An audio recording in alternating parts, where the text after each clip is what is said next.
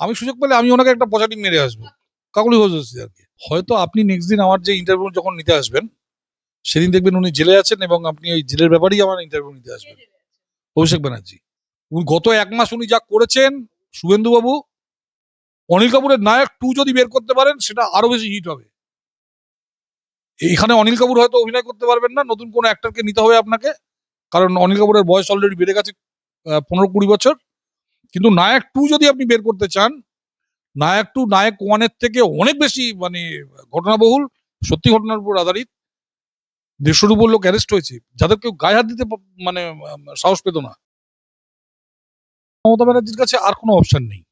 মমতা ব্যানার্জিকে একটা বড় ছাতার তলায় থাকতে হবে, কারণ ওনার দলের লোকেরা বেরিয়ে গেছে এটসেট্রা। ওনার ধারণা যে রাহুল এবং উনি যদি কংগ্রেস সহসভাপতি হন, তাহলে ওনাকে অ্যারেস্ট করার আগে কিন্তু 4 বার ভাবতে হবে, বা অন্য কিছু প্রোটোকল, কিছু এবং ওনাকে তখন অ্যারেস্ট করলে উনি অনেক মিডিয়া কভারেজ পাবেন এটসেট্রা, এগুলো উনি ভাবছেন। এগুলো ভেবে উনি এগুলো যাচ্ছেন, এবং শুধু যে ওখানে যাচ্ছেন ছাতার তলা তা না। আমি আবার বলছি, আজকের দিন মানে আজকের দিনটার ডেট হচ্ছে আপনার 10th জুন। আজকে রাত্রে যদি মমতা ব্যানার্জি চিঠি দিয়ে যদি মার্জার ঘোষণা করেন, if today is the effective date, তাহলে কিন্তু যে 20 জন সাংসদ বেরিয়ে যাচ্ছে তারা বেরোতে পারবে না। That is the problem. আমার মনে হচ্ছে, মানে আমি যেটুকু কনস্টিটিউশনের পড়েছি, তাতে আমার মনে হচ্ছে এটা। অন্য খেলা শুরু হয়ে গেল পশ্চিমবঙ্গের রাজনীতিতে বলা চলে। দেখুন, যত দিন যাচ্ছে যারা কনস্টিটিউশন লিখেছিলেন সেই সময় তারা একরকম ভেবে কনস্টিটিউশন লিখেছিলেন। আমরা যখন ছোট ছিলাম তখন 10% ছিল অ্যান্টি ডিফেকশন রুল। এরপর বোধহয় নরসিংহ রাও এসে ওটাকে 33% করলেন, কারণ তখন দেখা যাচ্ছে আয়ারাম গয়ারামদের সংখ্যা বেড়ে যাচ্ছে। এরপর কোনো একটা টাইমে এটা 66% হয়, কখন হয়েছে আমি ঠিক বলতে পারবো না। মানে দেখুন, কনস্টিটিউশন তো আমি রেগুলার পড়ি না বা ফলো করি না। 66% হয়েছে, কিন্তু দেখা যাচ্ছে এতেও চেঞ্জ হয়ে যাচ্ছে। এবং 66% কিন্তু কোয়াইট, মানে আমি বিশ্বাস করি, মানে একটা ঠিকঠাক রাস্তা। কারণ একটা দলের যদি 66% লোক তার নেতা বা নেত্রীকে বিশ্বাস না করেন, তাহলে তাদের সেই অধিকার আছে তাদের দল থেকে বেরিয়ে গিয়ে নতুন একটা ব্লক তৈরি করা। এখন মমতা ব্যানার্জি দেখছেন যে আমাকে যদি বাঁচতে হয়, বা অ্যাটলিস্ট আমি না বাঁচি, অন্তত এই লোকগুলোকে যদি আমার মারতে হয়, তাহলে আমি কংগ্রেসের সঙ্গে যদি আর জয়েন করি, এই লোকগুলো দল থেকে বেরোতে পারবে না, এদের বিরোধী আসনে বসতে হবে।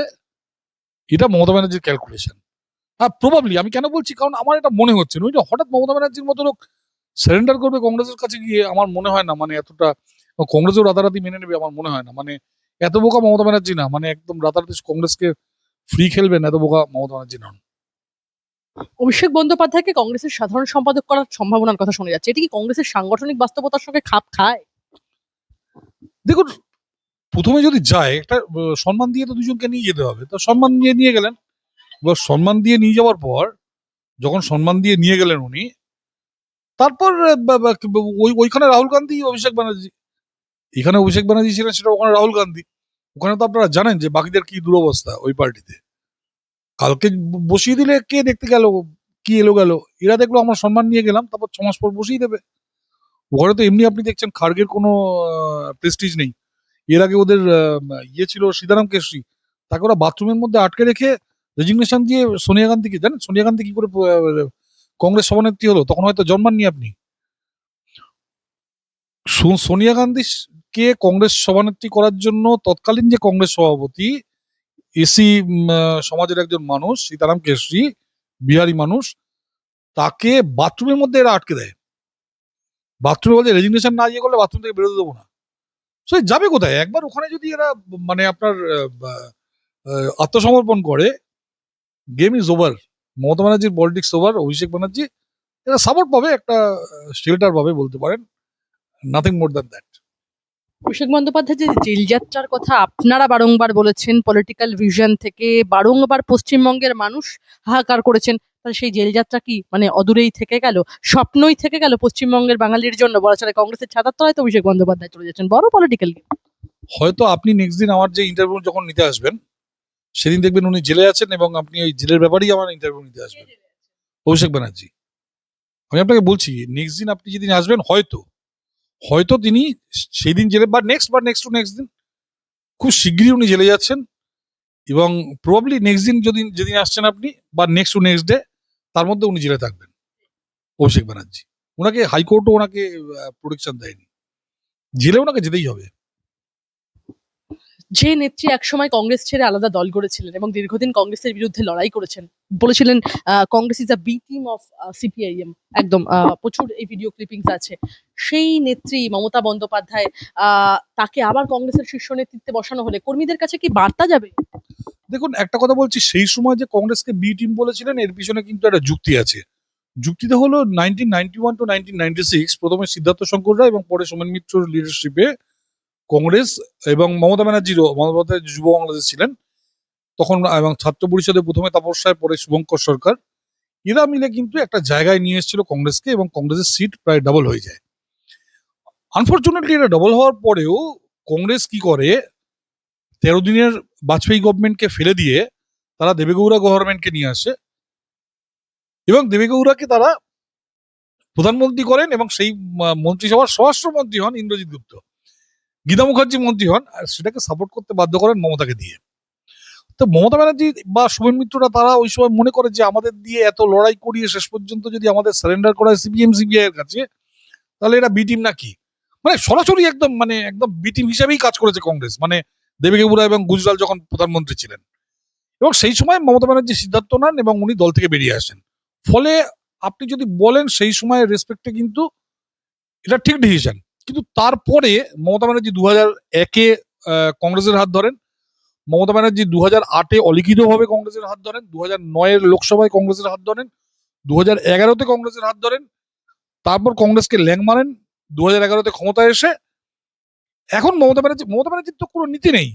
ফলে মমতা ব্যানার্জি বি টিম যদি বলে থাকেন 1997-এ, এটা অ্যাবসলিউটলি কারেক্ট। কিন্তু যদি বি টিম হন, তারপর আপনি 3বার হাত ধরেছেন, ক্ষমতায় এসেছেন কংগ্রেসের হাত ধরে, আবার কংগ্রেসকে ছেড়ে দিয়েছেন, এখন বিপদে পড়েছেন, আবার কংগ্রেসকে ধরেছেন, কংগ্রেস তো সুবিধা নিচ্ছে।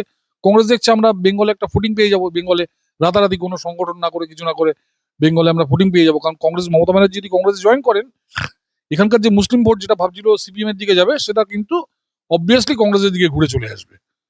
একেবারে 30% ভোট কংগ্রেস, মানে বসে বসে কংগ্রেস 30% ভোট পাবে, মানে এটা নিয়ে আপনার কোনো সন্দেহই থাকা উচিত না। এবং সেখানেই কংগ্রেস দেখছে যে আমার মানে উইন উইন সিচুয়েশন দুজনের কাছে।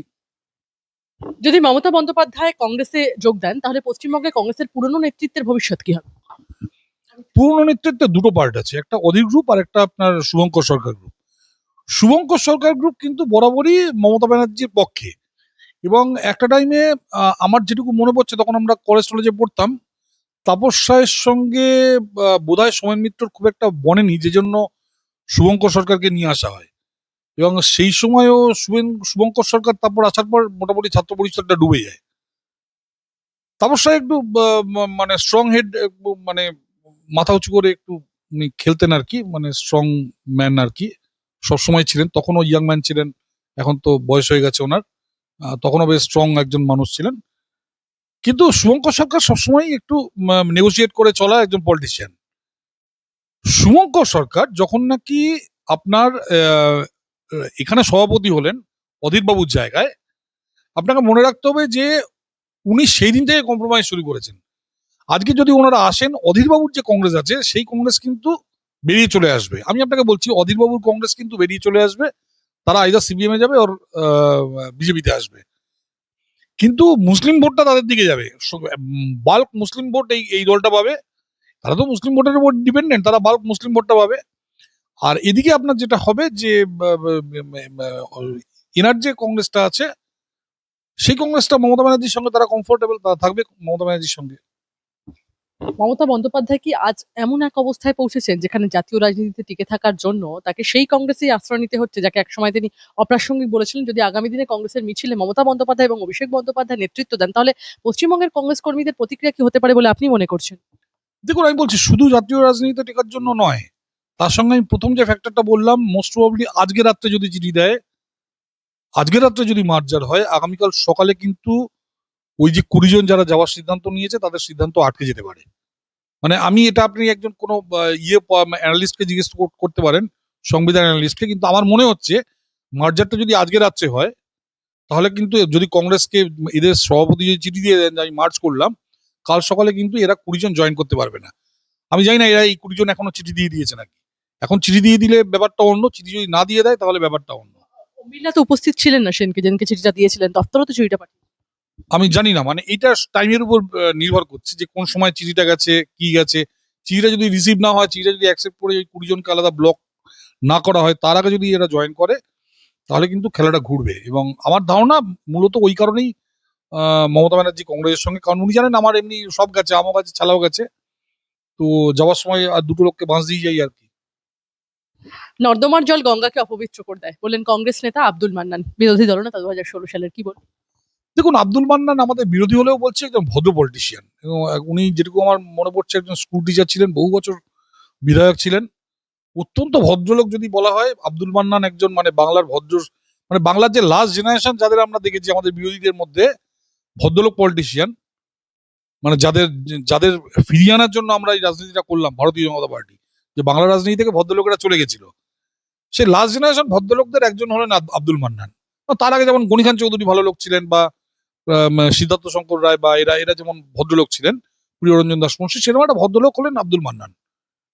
আব্দুল মান্নানকে লিটারালি গায়ে হাত দিয়েছে এরা, এবং ওই 5 বছর ভয়ঙ্কর রকম মানে এদের উপর অত্যাচার করেছে। এবং সেই সময় দিলীপ ঘোষ রুখে দাঁড়িয়েছে। দিলীপ ঘোষ সেই সময় মাত্র 3 জন বিধায়ক নিয়ে ওই 5 বছর পাগল করে দিয়েছিল এদের। কিন্তু দিলীপ ঘোষ সংঘ করা লোক, সে একজন লাঠি খেলতে জানেন, ক্যারাটে জানেন, ঠিক আছে, তার সঙ্গে পাঙ্গা নেওয়াটা কঠিন। উনি বুড়ো মানুষ, ওনাকে ভয়ঙ্কর ভাবে মানে এরা অত্যাচার করেছেন, মাস্টারমশাই মানুষ, ঠিক আছে, উনি পারেননি হ্যান্ডেল করতে। এই স্টেটমেন্ট আব্দুল মান্নানের, এই যে আব্দুল মান্নান স্টেটমেন্টটা দিলেন, কি বলবেন সেই স্টেটমেন্টের প্রত্যুত্তরে? দুঃখের সঙ্গে বলছেন কথাটা, মানে ওনার দল যদি, উনি বলছেন এই কারণে, কারণ এত অপমানের পর যদি ওনার দল মমতা ব্যানার্জিকে নেয়, অভিষেক ব্যানার্জিকে নেয়, তাহলে আপনি ওনার অবস্থানটা ভাবুন। কংগ্রেসের তো বরাবর এই জিনিসটা হচ্ছে, কংগ্রেস কখনো নিজের লোককে সম্মান দেয়নি। কংগ্রেস প্রিয়রঞ্জন দাস মুন্সিকে সম্মান দেয়নি, কংগ্রেস মমতা ব্যানার্জিকে সম্মান দেয়নি, কংগ্রেস পিএস আম্মাকে সম্মান দেয়নি, কংগ্রেস শরদ পাওয়ারকে সম্মান দেয়নি, তারা সবাই বেরিয়ে এসছে। গান্ধী ফ্যামিলি ছাড়া ওরা কাউকে সম্মান দেয় না। এমনকি আপনি হেমন্ত বিশ্ব শর্মার ক্ষেত্রে এক কথা প্রযোজ্য, তাকে সম্মান দেয়নি। সেই জন্য তারা সবাই দল ছেড়ে বেরিয়ে এসছে।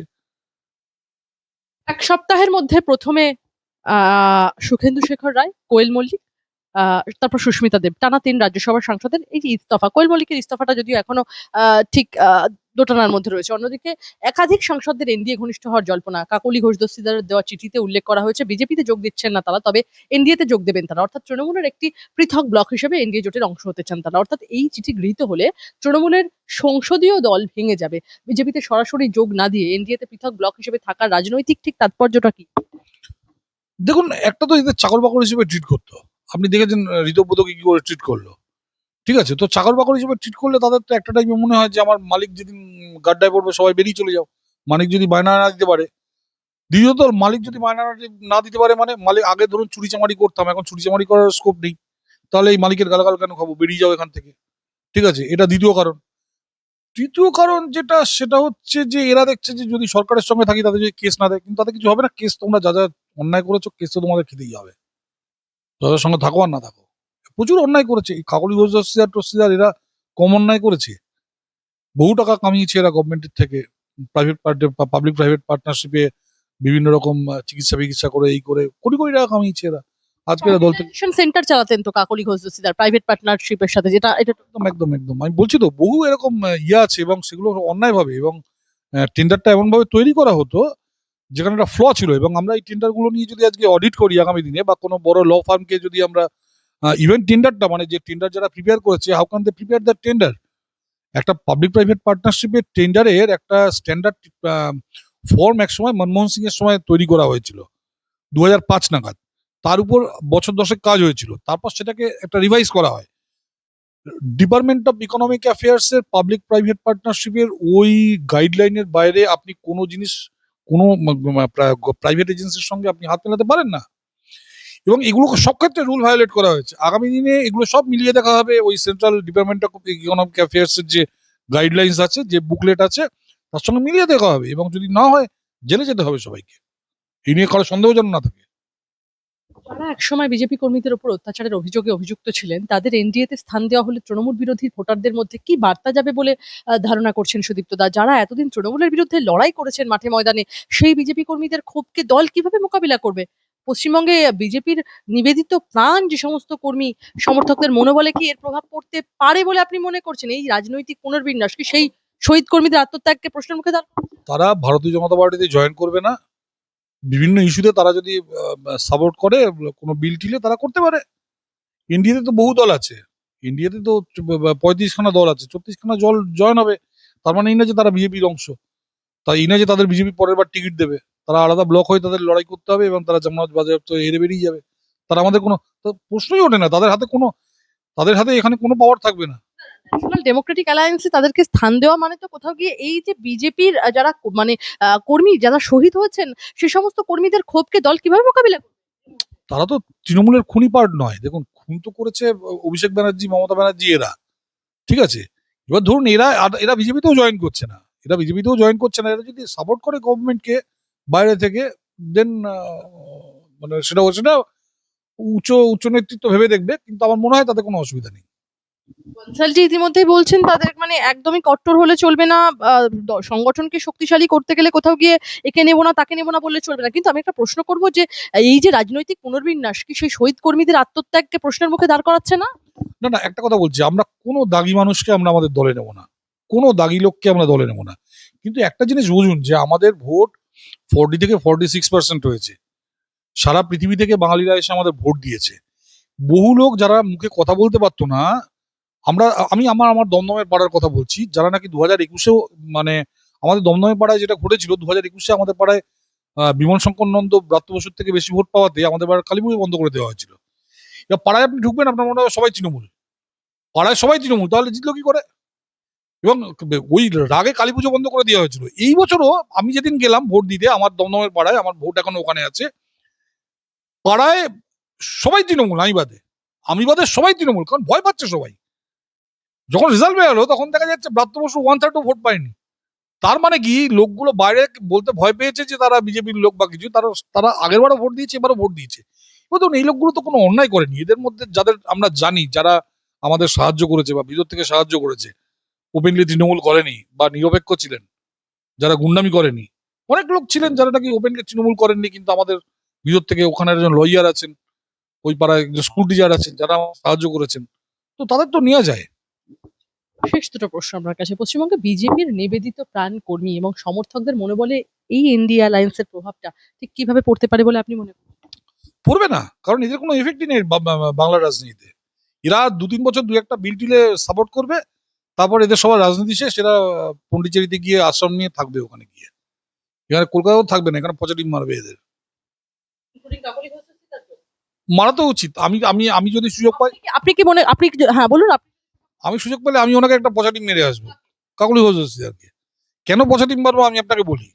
কাকলি ঘোষ দস্তিদারের কাছে মানে উনি এতটা মানে দুর্নীতিগ্রস্ত। এখন আমি বলছি পচাটিং মারবো, আমি সামনে গিয়ে মারতে পারবো নাকি আমি জানি না, কারণ এখনো পর্যন্ত আমি কাউকে পচা ডিম ফিম মারিনি। ঠিক আছে? তো আমাকে যদি কেউ ধার দেয় আমি ডিমটা মেরে আসবো। আমি আজ থেকে 20 বছর আগের একটা ঘটনা বলি। ওনাদের একটা ইনফার্টিলিটি একটা হসপিটাল ছিল। সেখানে আমার এক আত্মীয়া গেছেন, উনি এনআরআই। বহু মহিলা গ্রাম থেকে এসছেন যাদের বাচ্চা কাচ্চা হচ্ছে না। আমার সেই আত্মীয়া বলছেন যে, বিশ্বাস করবি না, আমাদের ভীষণ খাতির, আমরা যেহেতু বিদেশ থেকে এসেছি এটসেট্রা, ও জানে আমি পয়সা দিতে পারবো। ওদের সঙ্গে কুকুর ছাগলের মতো ব্যবহার করছে এবং সবাইকে বলেছে 9টার সময় আসছে। সে রাজনীতি ফাজনীতি করে সে দুপুর 3টের সময় সে হাজির হলো। গ্রামের লোকেরা এসে বালিগঞ্জের কাছে ওদের হসপিটাল ছিল, হাজার হাজারের সব শয়ে শয়ে লোক বসে আছে। ভীষণ বাজে ব্যবহার, ভীষণ বাজে ব্যবহার। এবং ওনার সামনে উনি যাচ্ছেই গালাগাল করেন। আমি বলছি, আমি সুযোগ পেলে তো দূর থেকে আমি একটা পচাটিম ওনাকে ছুঁড়ে মারবো। মানে অ্যাটলিস্ট ওনাকে তো পচাটিম ছুঁড়ে মারা উচিত। আমি এইটুকু আমি বলছি। মানে একজন রাজনীতিবিদ। এবং আরেকটা কথা বলছি, আপনি ওনার আর কল্যাণের মধ্যে আপনি যদি নিরপেক্ষভাবে বিচার করেন, আমি কল্যাণ ব্যানার্জি সম্বন্ধে অনেক বাজে কথা বলেছি আপনাদের এখানে, কিন্তু at the end of the day আজকে কল্যাণ ব্যানার্জি অন্তত মমতা ব্যানার্জির সঙ্গে আছে। তুমি যে এত পয়সা করে খেয়েছো, কল্যাণ ব্যানার্জিও করে খেয়েছে। কল্যাণ ব্যানার্জি কি করে খেয়েছে? ও সব গভর্নমেন্টাল লিগাল কাজগুলো পেত। কাকলি ঘোষ করে খেয়েছে। রাতারাতি পাল্টি। কোনো বেসিক ক্যারেক্টার নেই এদের মধ্যে। কোনো ক্যারেক্টারই নেই এদের মধ্যে। কি বলছেন আপনি? আমি বলছি আমার পক্ষে পচা ডিম মারা সম্ভব না, কারণ আমি এখনো পর্যন্ত কাউকে মারিনি। এই বয়সে আমি কাউকে পচা ডিম মারতে পারবো বলে আমার বিশ্বাস নেই। কিন্তু আমার ইচ্ছা করে গিয়ে ওটাকে দেখলে একটা পচা ডিম মেরে দিয়ে চলে আসি। শেষ একটাই প্রশ্ন আপনার কাছে। এই যে রাজনৈতিক পুনর্বিন্যাস, সেই পুনর্বিন্যাসে যে সমস্ত 2021 সাল থেকে 2020 সাল থেকে 2021, 2022, 23, 24, 25 এই বছরগুলোতে যে পরিবারগুলো তাদের প্রিয়জনকে হারালো, যারা শহীদ হলো, সেই সমস্ত কর্মীদের আত্মত্যাগকে কি প্রশ্নের মুখে দাঁড় করাচ্ছে বিজেপি এই রাজনৈতিক পুনর্বিন্যাসের কথা বলে? প্রত্যেকটা কেসের বিচার হবে। আপনি দেখছেন না রোজ কত লোক অ্যারেস্ট হচ্ছে? প্রত্যেকটা কেসের বিচার হবে, প্রত্যেকে অ্যারেস্ট হবে। প্রত্যেকটা, আমরা এই যে পরেশ পাল অ্যারেস্ট হয়েছে বোধহয়, বা পরেশ পালকে ডাকা হয়েছে, কেউ ছাড়া পাবে না। আমি আপনাকে বলছি, প্রত্যেকটা এই যে 300 লোক মারা গেছে, প্রত্যেকটা কেসের বিচার হবে। এবং এই 20 জন এমপির মধ্যে যদি কি একজন থাকে, তারও বিচার হবে। রাজনৈতিক পুনর্বিন্যাসে সেই ফাইলগুলো তলায় চাপা পড়ে যাবে না? একদম না। আমি আবার বলছি, আপনি দেখেছেন গত 1 মাসে, আপনি এর আগে কোনোদিন দেখেছেন? আপনি অনিল কাপুরের নায়ক দেখেছেন? অনিল কাপুরের নায়ক, আমি বলছি, আজকে শুভেন্দু অধিকারীর কাছে বাচ্চা। আপনি অনিল কাপুরের নায়ক 2 বের করুন। আমি বলছি, কোনো প্রডিউসারকে বলবো একদম রিয়েল রিয়েল ঘটনা দিয়ে, গত 1 মাস উনি যা করেছেন শুভেন্দু বাবু, অনিল কাপুরের নায়ক 2 যদি বের করতে পারেন, সেটা আরো বেশি হিট হবে। এখানে অনিল কাপুর হয়তো অভিনয় করতে পারবেন না, নতুন কোনো অ্যাক্টরকে নিতে হবে আপনাকে, কারণ অনিল কাপুরের বয়স অলরেডি বেড়ে গেছে 15-20 বছর। কিন্তু নায়ক 2 যদি আপনি বের করতে চান, নায়ক 2 নায়ক 1 এর থেকে অনেক বেশি মানে ঘটনাবহুল, সত্যি ঘটনার উপর আধারিত। 150-র উপর লোক অ্যারেস্ট হয়েছে, যাদের কেউ গায়ে হাত দিতে মানে সাহস পেত না, তাদের মানুষ আজ ডিম ছুটছে। এমনকি আমার মতো লোক যে জীবনে কাউকে ডিম ছোড়েনি, তার মনে হচ্ছে একটা ডিম গিয়ে ছুড়ে আসি কাকলি ঘোষের দিকে। ঠিক আছে? তো এটা তো আপনাকে ভাবতে হবে জিনিসটা। এই একটা বড় চেঞ্জ এসছে এই আপনার এই রাজনীতিতে। Thank you. সৈকতদা, অনেক ধন্যবাদ আপনাকে আমাদের সঙ্গে থাকার জন্য।